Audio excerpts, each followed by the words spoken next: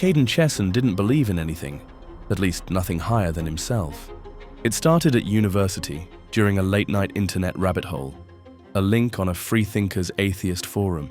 He read about evolution, how life was shaped not by purpose, but by blind mechanical processes. Natural selection didn't reward kindness or fairness, only survival and replication. The brutal honesty of it struck him.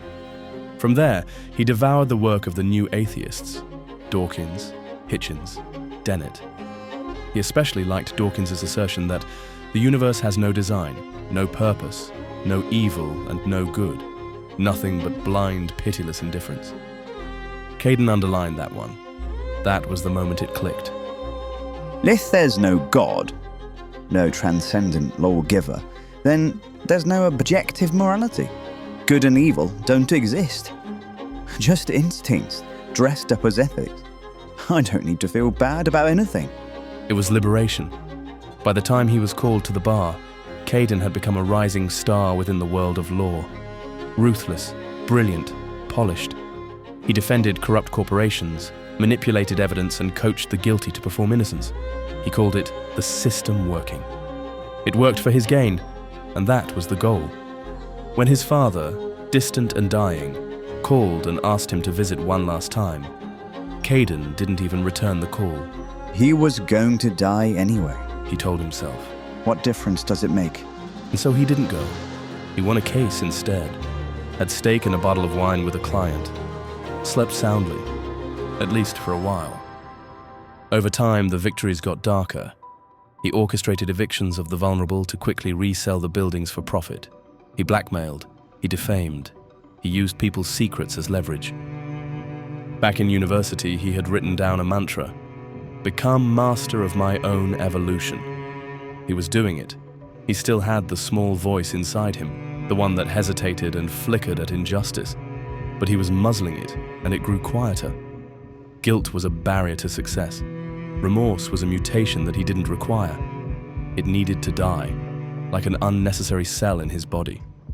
But sometimes, after a win, he would lie awake staring at the ceiling. It wasn't fear or regret, just a weight, an inexplicable pressure that made his head ache, like something else inside him was watching. Then came Walter Dean, an elderly client, alone and ill, but wealthy. Walter had property that Caden needed to close a historic deal. He put on the well-rehearsed, kind, charming facade. Walter trusted him, called him a good man in a crooked world, said he needed more time to think. Caden didn't wait. He visited one night, sat with Walter, made small talk, poured him a drink. He slipped something into it, just enough. And Walter never woke up. The death was declared natural. The documents had been signed. Caden got everything. But something broke. He couldn't sleep, couldn't think clearly. He began talking aloud in empty rooms, whispering justifications to his passing reflection. He reread Dawkins, looking for calm. That old line, blind, pitiless indifference. But it no longer felt liberating. It felt like betrayal. He told himself he had done nothing wrong. He decided that, after all, he was the arbitrator of morals. They were internally decided, not externally given. Subjective. At least that's what Dawkins had told him. But nothing satisfied the ache. Silence wasn't just silence anymore. It was more present. Something. Someone. He stared, his face an inch from the bathroom mirror. Why do I feel this way, if it's all just chemicals? Where is this guilt coming from? He flipped through the God delusion again, looking for an answer, hoping for reassurance. But the arguments now rang hollow, academic, detached. He had built a life on those foundations, and now the ground was splitting. He got angry. He wanted someone to blame. That's when the idea came, not as a strategy, but more as a reaction. A lawsuit. It was what he knew. He would hold someone accountable for the philosophy that had failed him, for the guidance that had led him here to become this person beyond remorse, but far from peace. He filed the lawsuit in his own name, Caden C. Chesson versus Richard Dawkins. The charges were surreal. Intellectual malpractice, moral negligence, psychological harm caused by public declarations denying the existence of objective morality. His legal brief was a confession in disguise. It described a man who followed logic to its limit, lived as if morality was fiction, and destroyed himself and others because of it. He quoted Dawkins, the same words he once underlined in awe, now submitted as evidence of how far he had fallen. You taught us that morality is illusion, and I believed you. You said we were just molecules with higher reasoning, and I listened.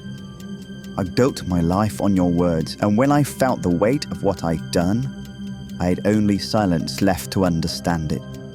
Now tell me, was I wrong, or were you? The media exploded. Headlines mocked him.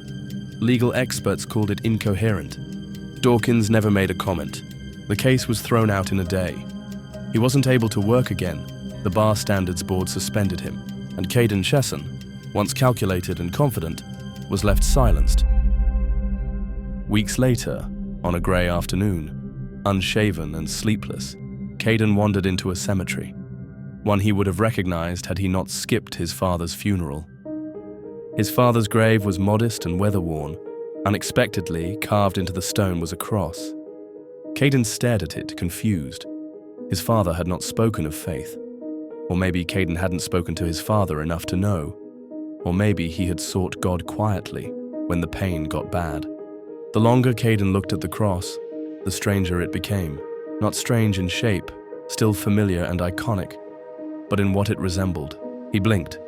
It looked like a compass, a point of direction. He stepped closer, barely inhaling. All the things he had done, all the people he'd used, the lives he'd torn through, the lies, the cruelty, the murder, suddenly pressed on him all at once. Not abstract, not legal, but personal. He had carried it, all of it, inside. He had believed there was no judgment, but he had judged himself every day since. Not in the courtroom, but in the silence, in the weight, the heaviness of what he had done.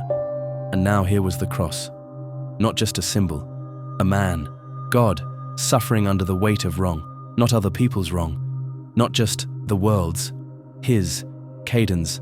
And suddenly, Jesus made sense, not as a doctrine, not as myth, but as one who didn't ignore the weight, but who took it on himself. So Caden didn't have to bear it. So he could choose not to create such a weight ever again. A God who said, yes, there is right and wrong. Yes, you've crossed every line, but I haven't turned away. All these years, Caden had memorized arguments, quoted authors, crafted airtight defenses, but he'd never once looked up, looked outside of himself, and asked. Now, standing before a cross that felt like the compass he had chosen to abandon, something stirred. He stood there breathless, eyes burning, words stuck in his throat, until finally, in a broken whisper, he said, If you're real, I was wrong. I'm sorry. The wind stirred and the leaves swirled at his feet, and for the first time in years, the weight began to lift.